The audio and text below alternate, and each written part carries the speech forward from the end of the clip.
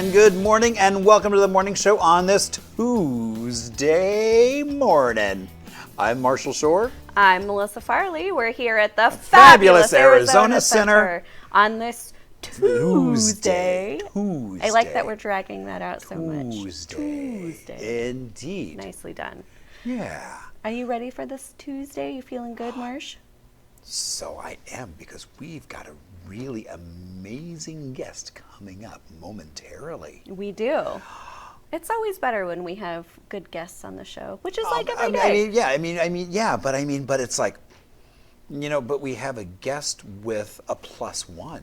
We do have a guest with a +1. And so it's a very exciting +1. I know. Yeah. It'll be a first for the studio, I think, right? Yeah, exactly. And it's like, and we have to make sure there's no raw meat just hanging around.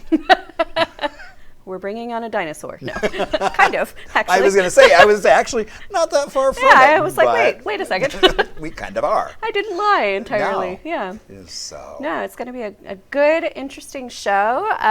That's all we're going to say right now, because we want you to stay here. Exactly. I mean, as we cast that line with a hook. Oh, now you're confusing things. And we're just kind of reeling them in, going tease, tease, tease. Because indeed, we have an amazing guest coming up right after this break. We do. We're going to take a break right now. And we'll be back with our first guest, and then we'll roll right into the next guest. So stay here with us. We've got good things coming.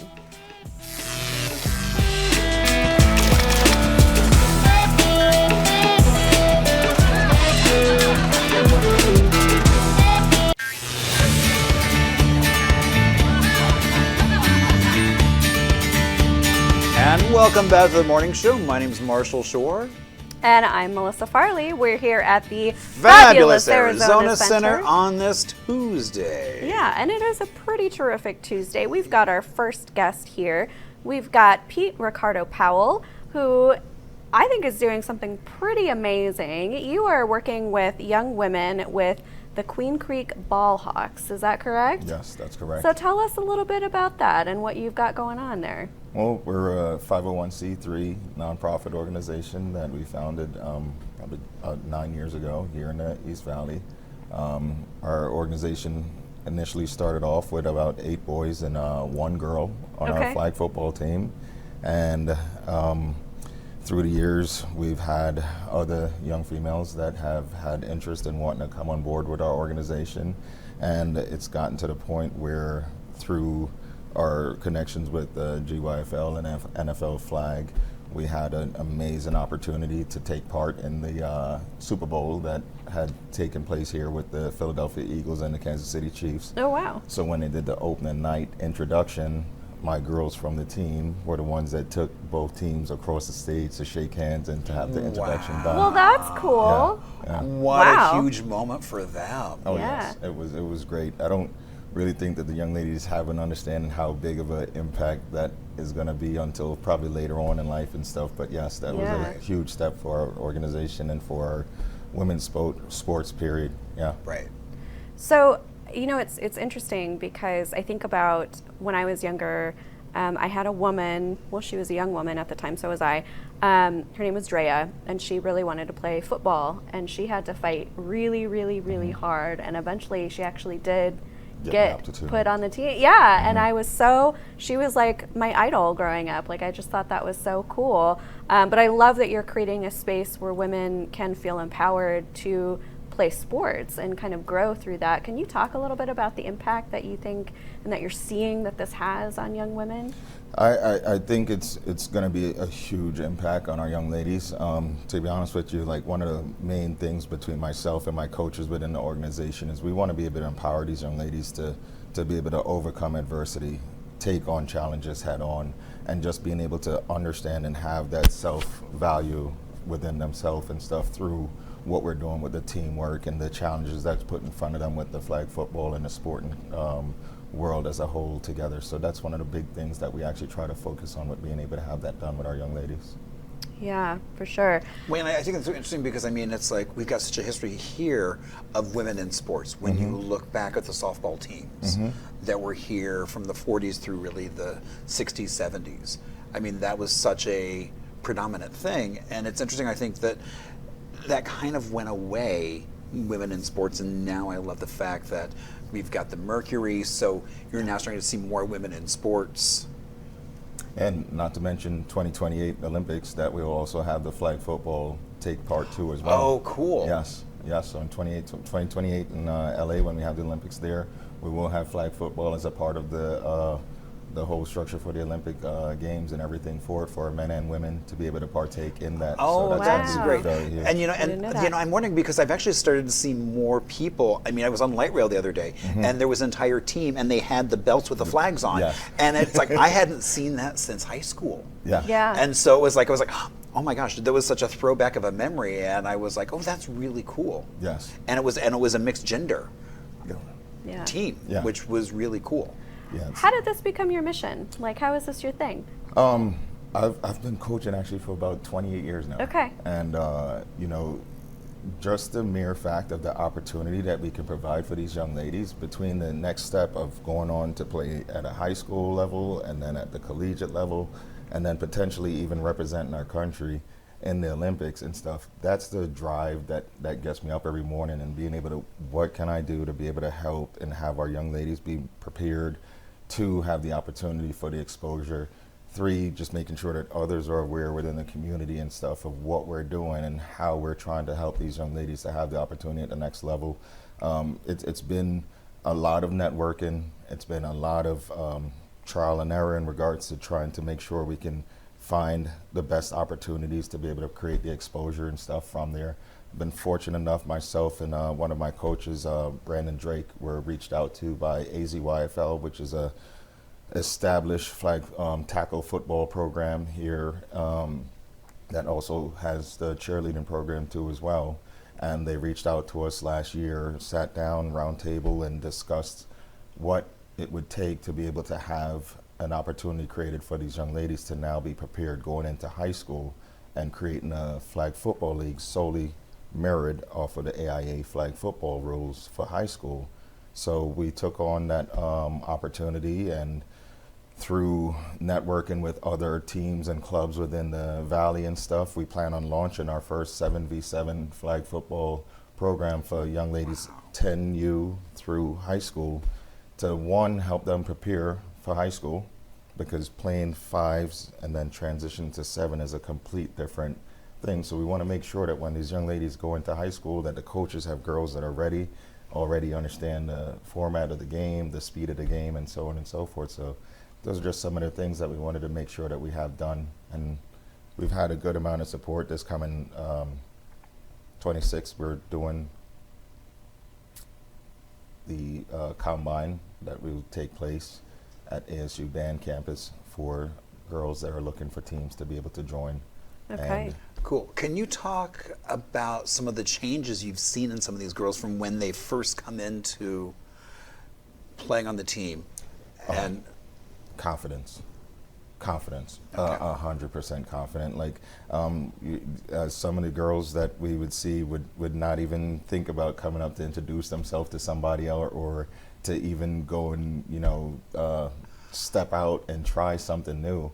And we've had girls that, I totally support girls playing multiple sports and stuff like that on there, but we've had girls that came out from playing another sport and like ultimately fall in love with the flag football, just the camaraderie, the speed of the game, the work that we have to do in the off season to be able to continue to make sure that we continue to excel at the sport and stuff like that. From there, it's just been great.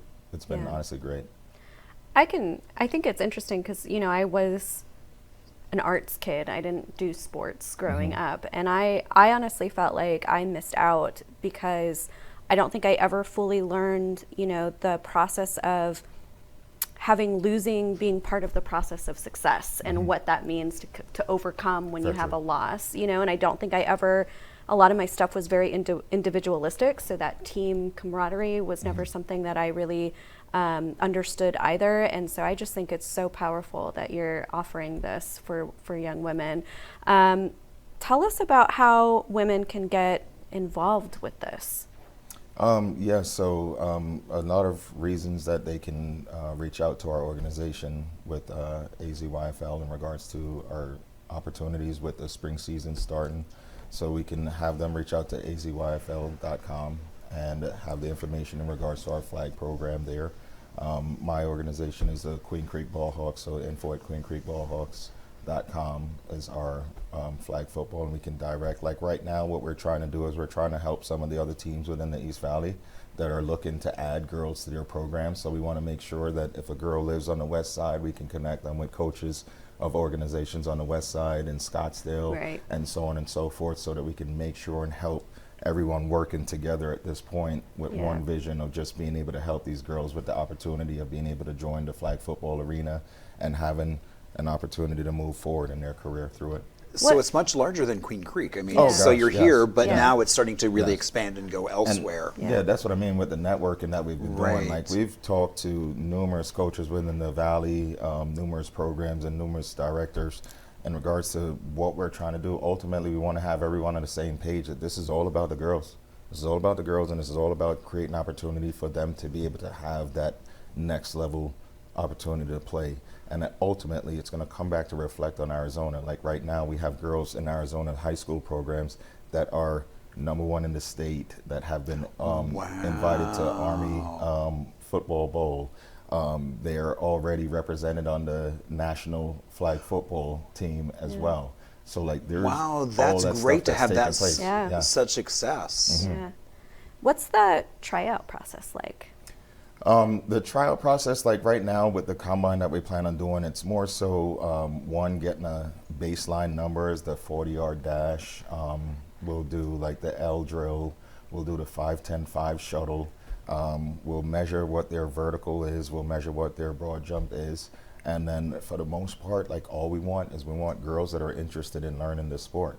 We want girls that are interested in Yeah. learning the sport. Like as long as you have a passion for sports, a passion for learning how to be coachable and stuff within the organizations, we want you to be able to just come on out, and we will find a place for you. We will teach you. We'll find what best suited position would best work for you within each team, and so on and so forth.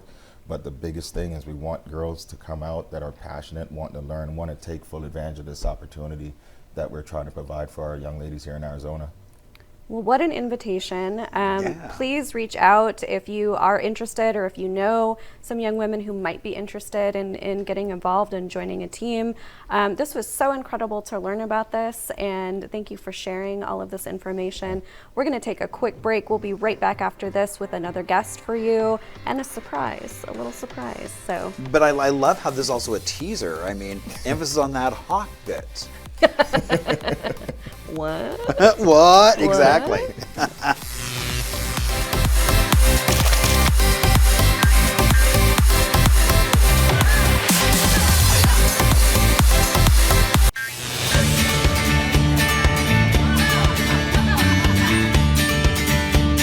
And hello and welcome back to the morning show on this Tuesday morning. I'm Marshall Shore. And I'm Melissa Farley. We're here at the Fabulous Arizona Center.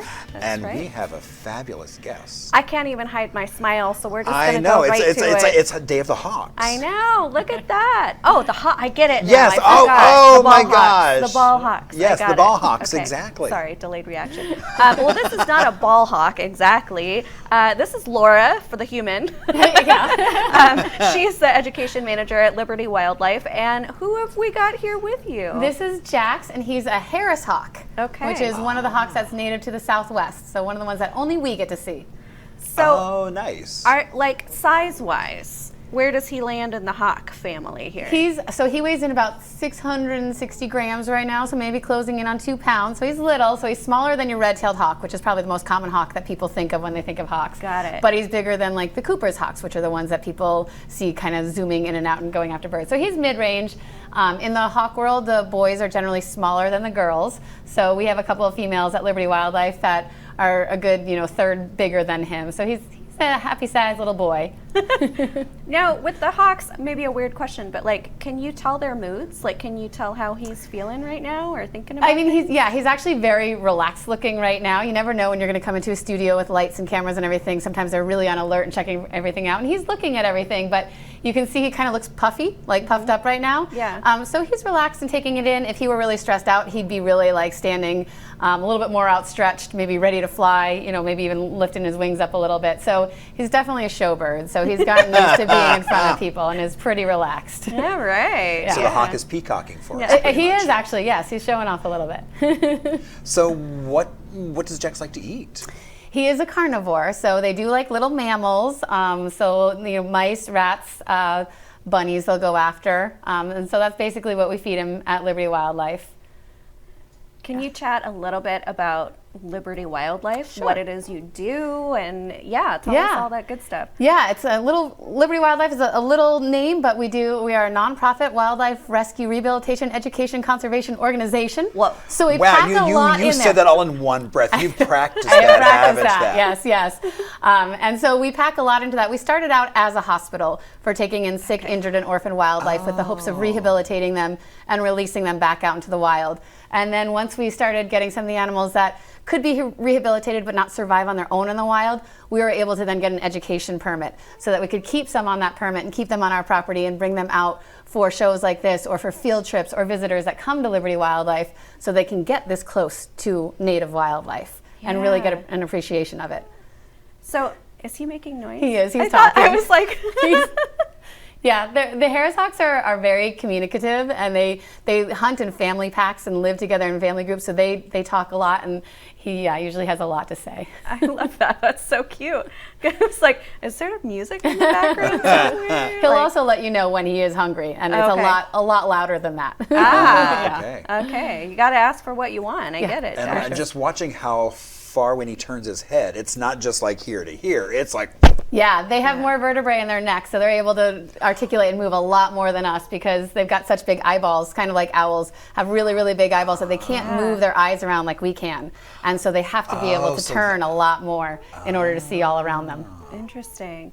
So what other kind of animals do you have at Liberty Wildlife, and how do people get in touch with you to maybe do some kind of an education event? Yeah, we take in all native wildlife, but we are known for birds. So we're primarily birds of prey, and then some of your small songbirds. We get that most of the time, but we also take in mammals and reptiles. So we've gotten things like coyotes and javelinas. Oh, wow. We've gotten different kinds of snakes and lizards. So we'll take care of all of it as best we can. We do have some of the reptiles and mammals on display at Liberty Wildlife as well. So we are open to the public on Wednesdays, Saturdays, and Sundays for people to come see us. But we also go out to schools and community events. So we kind of try to make sure everybody has a chance of seeing us. And you can find out information about that on our website, libertywildlife.org, to see all the different ways you can visit or have us come out to an event. Right, and I know being in libraries, it's like that was like during summer reading, it's like, oh my gosh, you guys were so popular. Exactly, yeah. They just reached out to us. So we'll be back at the libraries this summer, yeah. Exactly, yeah. So I didn't realize you could come visit. So is it like, are there any sort of animal interactions that you can do, or is it just viewing, or how does that work? We're a real small little facility. We have about 6 acres, but that incorporates the hospital as well as our education side. So people come and can walk right along the enclosures, see these guys really close, and then we have volunteers that bring them out so that you can get really close, you can get pictures, you can learn a lot more. And then we actually have a flight show. So during those open hours, you can sit in our amphitheater, and Jax and some of the other birds are able to actually fly to show you guys how birds fly and learn a little bit more about their habits. And then we bring a bald eagle out at the end as well. So you can watch a bald eagle eat in all their glory. That's really cool. Here comes. Oh, yeah! Nicely done, Jax. Exactly. Yes. I like how you just know the body movement. It's like, oh, I know what's coming. Exactly, yeah. We have to aim. You know, we should have had you on yesterday for Thomas Crapper Day. That would have been really That would have been perfect. Yeah, we'll have to plan that better next time. So tell me, can people volunteer and help out with you, or do you have to have super skills? No. We actually train everything. So there's only about 10 or so full-time staff that help run Liberty Wildlife throughout the year. Otherwise, we depend on about 350 volunteers that do every aspect of Liberty Wildlife, from the daily care and the maintenance to answering our hotline even. We have volunteers out of state that answer phone calls for us. And then we've got people that travel throughout the state picking up some of the rescues that need help with. And you don't have to have any experience. You come in, you sign up online, you come in for an orientation and learn a little bit about the jobs we have, And then when you start your first shift, you're just starting training right away. So I know my first day when I was a volunteer and first started, I was actually like, going into the enclosures and taking food out and putting new food in. So on my first day. Wow. What is your background? How did you get kind of so involved with this? Well, I've always loved animals, so I always wanted to do something with it. And I've always volunteered at locations that had to do with animals. I've always volunteered a lot of times at nonprofits. So I worked at the Arizona Humane Society. I volunteered first, and then I got a job there. And I volunteered at the Phoenix Zoo, and then got a job there. And during that whole time, I was volunteering at Liberty Wildlife. And eventually, we opened up the facility that we have now, that's 6 acres just south of Sky Harbor, and they needed an education manager. And so they pulled me in.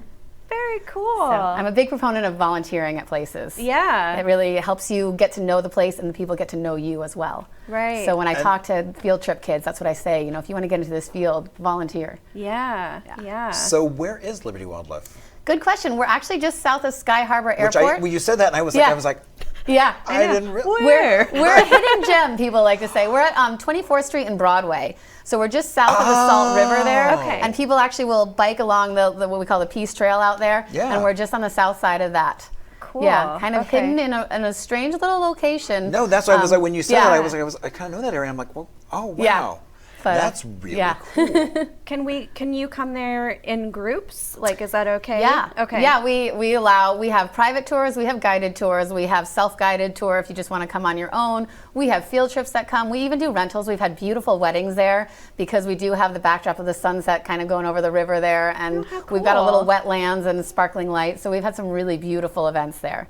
Wow, I bet. What a rewarding experience, I feel like, to do this kind of work and be involved with this kind of organization.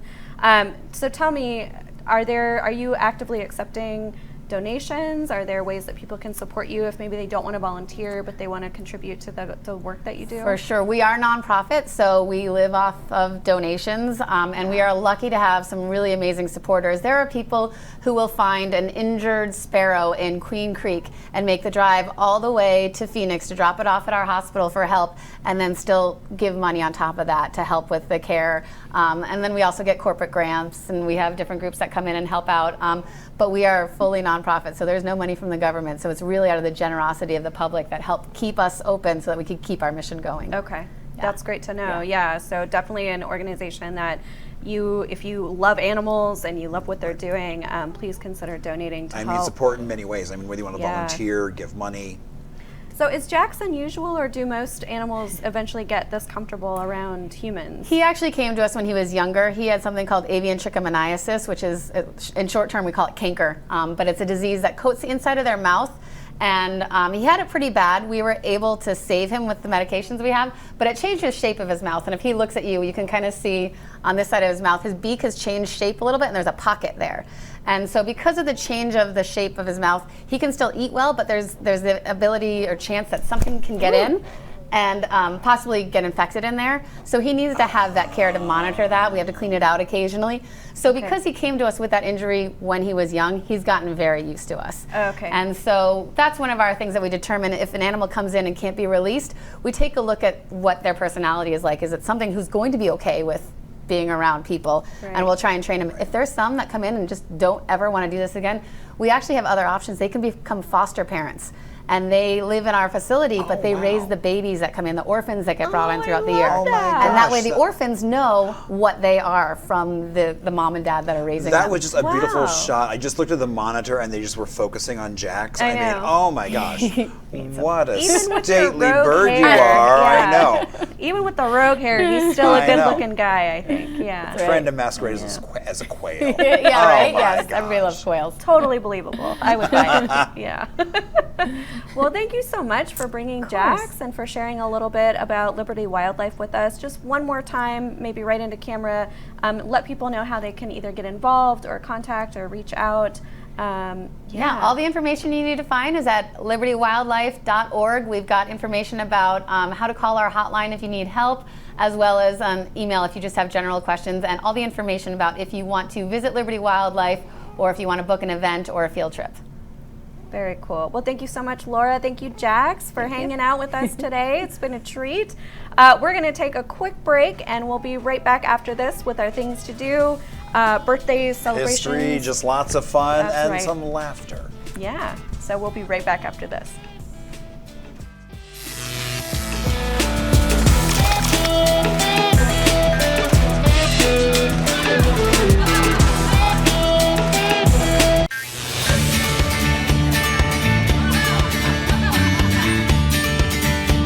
Oh my gosh, what an amazing Tuesday we've been having. I mean, really is. Hawk to Hawk. Oh my gosh. That's funny. I didn't realize. I just thought that was so funny that you. Good callback. Good callback. Yeah. No, that was good. It was a Hawk day. It was a Hawk day. Yeah. Well, and and throwing that in, it's like I'm going to jump ahead and do one birthday because it's Alan Alda's birthday, and he was in MASH. I thought you were going to say Ethan Hawke. I was like, that would have been no. perfect. Well, close. I mean, Hawkeye. Hawkeye, that's right. Yes, yeah. exactly. So yeah. Alan Alda, it's his birthday. So I well, just thought happy birthday, Alan Alda. Indeed, I just thought it was so funny that it's like it's Hawk. Let's just do birthdays. We're on it. Let's do Yeah, we can do some other birthdays. Oh, sorry, Chris. Does that throw you off? We don't have we'll to do mix birthdays. things up. What am I saying? Well, Chris just said it's fine. Let's do it. So then let's do it. Okay, so let's start off Jackson Pollock. The splatter guy. Indeed. Yeah. And so, his art is so recognizable. I mean, really kind of developed that kind of artist as persona and as celebrity was him. But what a lot of people don't realize, he actually grew up here. I did not know that. So he actually grew up, in this area. Went to school, and so was really involved, basically kind of that interest in the indigenous cultures, the history, the art. Wait. Am I conflating? So like Pollock, all those properties, is that related to that family, or is that a different Pollock? I think that's a different Pollock. Okay, because I was gonna ask, why don't we have more Pollock dedicated spaces and things? And then I was like, oh wait, we do. Well, but that Pollock, he's got like one of the world's largest like advertisement collections. Yeah. And so, which I've yet. Actually, Rhonda, I've been wanting to go see it, and she keeps saying she can get me in. So, because I want to go see his collection because it's famous. Yeah. Huh. So, well, okay. Anyway, that's interesting. And then also, several years ago, there was a group going through a collection of art in Sun City, and they came across what they thought, or we still don't know, was a Jackson Pollock. And so it was going up for auction, had been authenticated, or actually not quite authenticated, and that was kind of the mystery. And so just before it went up for auction, it was pulled out of auction. Okay. And probably sold privately. We don't really know what happened to it. Okay. And so, but Jackson Pollock, there's so much Jackson Pollock right here in Arizona. Who knew? Yeah, I didn't know. That's cool. And then Elijah Wood. Elijah Wood! Indeed, we all know it from the Lord of the Ring trilogies as Frodo. He is 43. 43. Yeah. Okay. He was on a flight. This was way back in the day. We were as students going to Australia, and it was when they were filming The Hobbit. Yeah, and we didn't like bug him or anything, but we saw him. just stand back and here, I'm going to pose for a selfie without really posing for a selfie. Well, that was kind of pre-selfie days. That wasn't. Oh, that's right. I really... forgot you're old. I am old. Yeah, I'm old. I know. I'm almost as old as Elijah Wood. So. Wow. Yeah. Yeah. No, but it's just funny. My husband, one of the nicknames he calls me is Hobbit because I'm so little. Oh, true. Yeah. So, I'm a Hobbit. I'm a fellow Hobbit, Elijah Wood. Happy birthday. Indeed. Happy birthday. So, birthdays we can celebrate. What are some other things we can celebrate? Well, that's a great question. So, some really cool things actually going on that you can do on a freaking Tuesday. Who would have thunk? I know. I know. Other than hanging out with us for our Day of Hawks. You can do Drunk Shakespeare at the Rose Theater tonight at 7 p.m. That's actually right here in our complex, the Rose Theater. It's a cool space. It kind of looks like a library, and it's one actor, 5 shots, Shakespeare. So, for the audience or for the actor? Well, who's getting the 5 shots? Okay, so one actor gets 5 shots. Oh, wow. Yeah. So the way it works is not all the actors drink during the show. It's just one actor gets drunk. Is it always the same actor? No, I don't think so. Oh, wow. No. So basically how they describe it is 5 professional actors meet as members of the Drunk Shakespeare Society. One of them has 5 shots of whiskey and then attempts to perform a major role in a Shakespearean play, which, as you can imagine, hilarity and mayhem kind of always ensue. And yeah, it's just a good time. So tickets range from anywhere from $29 to $90. You do have to be 21 plus to attend one of these performances. I imagine after 5 shots, things could get a little rowdy, a little questionable. Maybe a little slurred. A little bit. Yeah, so hence the 21 plus. This one sounds so fun and is actually over in my neck of the woods. It's in Chandler. You can do a pasta making class with Chef Brian at Bonnie's Bread and Butter. It starts at 6 p.m. So basically, Chef Brian is hosting a special cooking class teaching guests how to make pasta from scratch. So whether you're an experienced home chef or just broadening your horizons, you'll kind of get to learn how to take your pasta to the next level here. It's a little bit pricey. It's $77.50 to attend. It's from 6 to 9 p.m. But I imagine you get. I was going to say, but you get dinner. Yeah, I mean, I was lots of gonna say, pasta. you get yeah. to eat. You Right. get to. You get to eat your art. Yeah. So, and I love pasta. I love pasta too So much. I made pasta once, and I didn't want to just do pasta, so I did blue cheese macaroni, and so I actually put blue food coloring into the pasta. So it was because I didn't want it to be natural colored. So That is the most Marshall thing I've ever heard. and it was Love glorious. Invite me over next time. I would enjoy that thoroughly. Next up, did you ever watch New Girl? Was that one of the shows that you watched? No. No. Okay. For anyone else who's not Marshall, New Girl is a super fun show. They're having a trivia night at Snakes and Lattes tonight at 7 p.m. I can't believe you haven't watched New Girl. It's such a funny show. But anyway, you can form a team or you can fly solo. And it's just kind of getting to see who's the ultimate New Girl fan. Trivia starts at 7, ends around 9. And basically it's $10 per person or $20 for a team of 8. So that's like, it ends up being $80 if you do a big team. Oh, yeah. Okay. So, Snakes and Lattes, New Girl trivia, sounds like a good And you don't time. want me on your team because I will have No, I no would input. Not want you on. No. This one is kind of a bigger event that's happening tonight at 7 p.m. at the Madison Center for the Arts in Phoenix. It's the Peking Acrobats. They've been doing this for 32 years, believe it or not. They are Chinese acrobats, and they perform daring maneuvers atop a precarious pagoda of chairs and display a lot of technical ability. They do trick cycling, precision tumbling, juggling, somersaulting, gymnastics, and tickets range from $25 to $45. Can you do any of what they do, Marshall? I can stand on my feet. I should clarify because I'm not doing handstands or anything like that. Yeah. Well played. Yeah, that would not be pretty. You could be an honorary member. Yeah.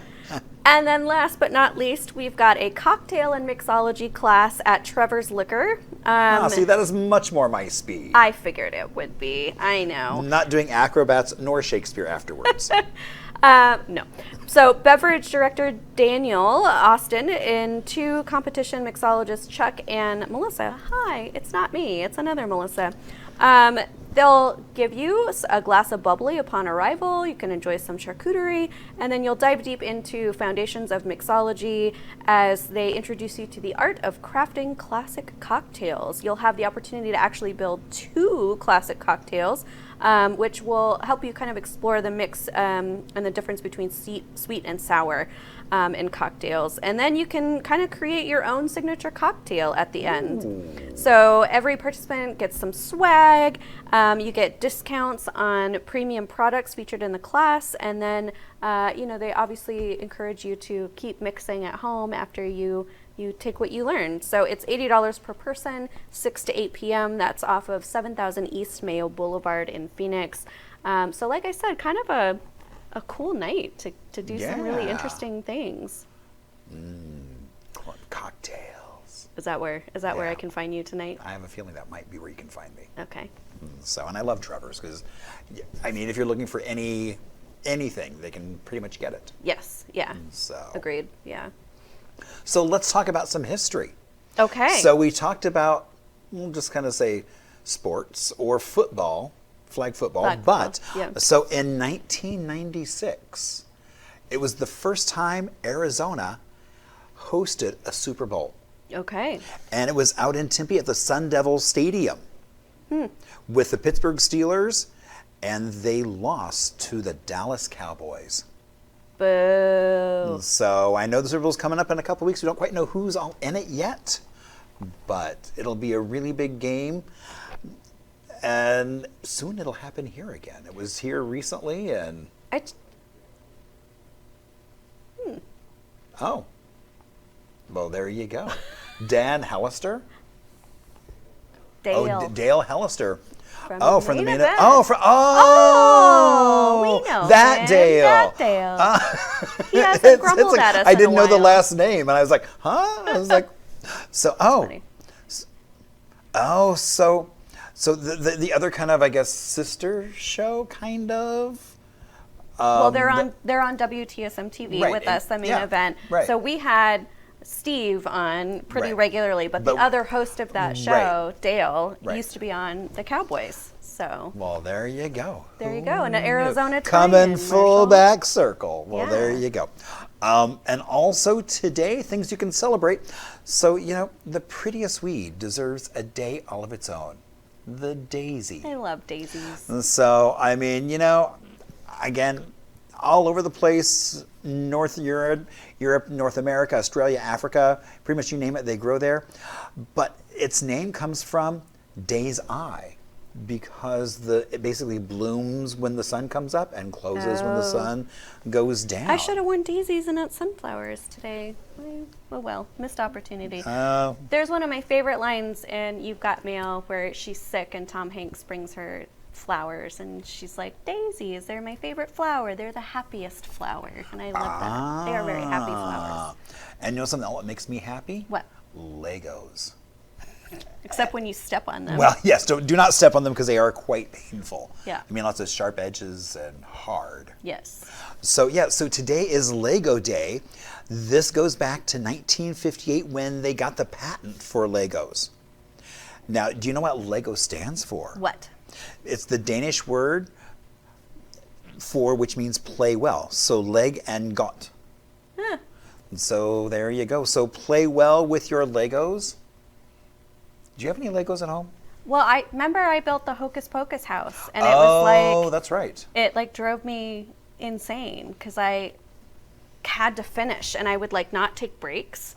So I would become this like hunchback and I was just like, I have to finish. It was kind of a stressful experience for me and I don't know if I'll do that again. I mean, I have some Lego stuff that I have not built yet, just for Yeah. that reason, because it's like once I get started, otherwise I'll lose pieces. We could have my friend who's in the tap group with me, her husband is like, I don't know if he's been on one of those like master Lego builder shows or not, but like all over their house they have the Lego sets. Well, and the Lego daddies from San Francisco, I actually know them, and they were on one of the Lego master builder shows. Well, we've got a whole Lego show we can do. Oh my gosh, we could do a whole that would be so much fun. That would be fun.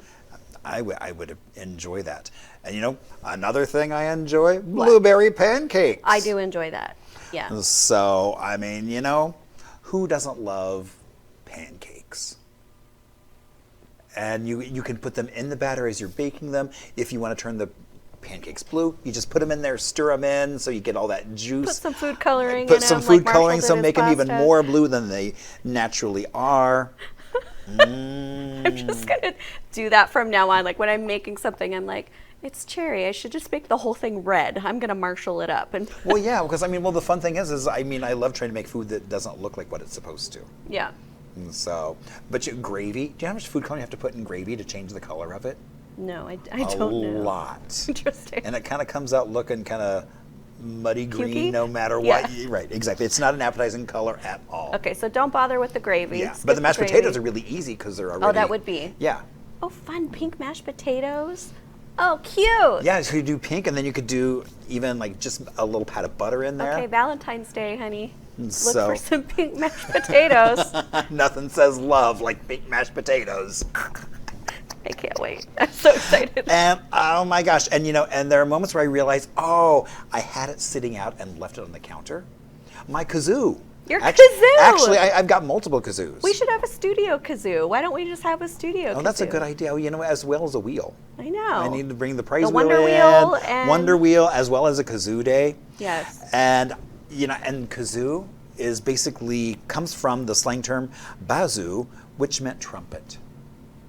Oh, I And didn't know so- that's what bazoo meant. Yeah. Because I had somebody in my life that would say, instead of like, oh, be quiet, don't talk, they'd be like, shut your bazoo. And I was like, what is Oh, now they were saying shut your trumpet. I mean, I know mouth, but like, Right, it was just but- odd. Yeah. Yeah, but oh my gosh, we could have a theremin and a kazoo. Yes. And the And a didgeridoo. didgeridoo. Yep, done. Okay. There you go. We have a concert waiting to happen, and it's an instrument we can play with no training. Really? So there you. Okay. Oh, well, have you ever played a kazoo? It's No. all you gotta do is hum. Oh, Can you okay. hum?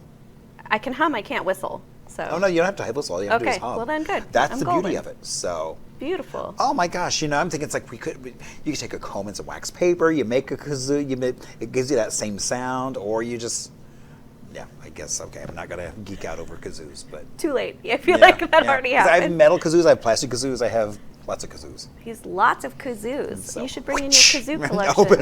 open up my jacket, just Yeah. lined with kazoos. Hey kid, you want a My kazoo? There's so many T-shirts I feel like I could make you with weird sayings on them. Indeed.